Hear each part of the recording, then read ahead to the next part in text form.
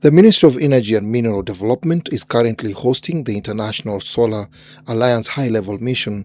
The three-day mission is focused on accelerating solar deployment, strengthening policy and regulatory framework, and promoting productive use applications of solar energy, especially in agriculture. Now, if Uganda wants to do 1 million, because Uganda is a huge area with 68% of population dependent on agriculture, there is a huge space. Now, whether it is 1 million, 100,000, half a million, that will depend on lots of things. One, a good policy, B, good amount of budget allocation for the subsidy, and C, getting financial institutions to start lending. Officiating at the opening, the State Minister for Energy, Okasa Opolot, emphasized the strategic role of solar energy in driving Uganda's socio-economic transformation. We must use the potential that we have to produce food.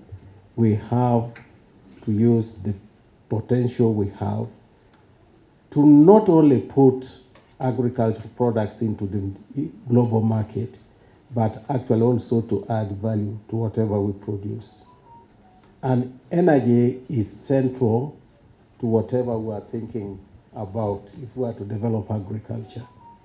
A key highlight of the mission was the signing of the country partnership framework between Uganda and the International Solar Alliance, an agreement expected to foster structured, results-oriented collaboration. This should not be things to plan for a long time. We need to move.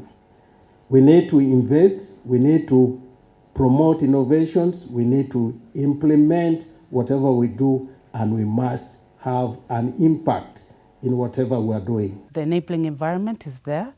Like I said, there's the fiscal incentives.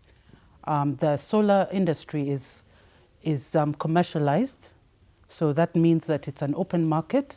The private sector is free to operate in this environment. As I said, the issue would be quality control. The discussions are being held under the International Solar Alliance Solar Water Pumping Systems initiative, which seeks to boost agricultural productivity through clean energy solutions. For a country like Senegal, where agriculture and climate resilience are deeply connected, solar power irrigation can directly improve yields, reduce diesel dependence, lower production costs, and strengthen national food sovereignty. We also have to build the necessary infrastructure in our various countries.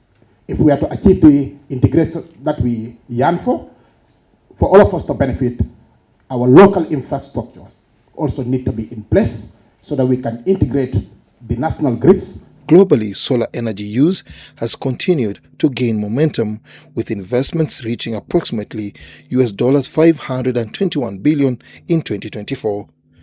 Dennis Igoa for UBC.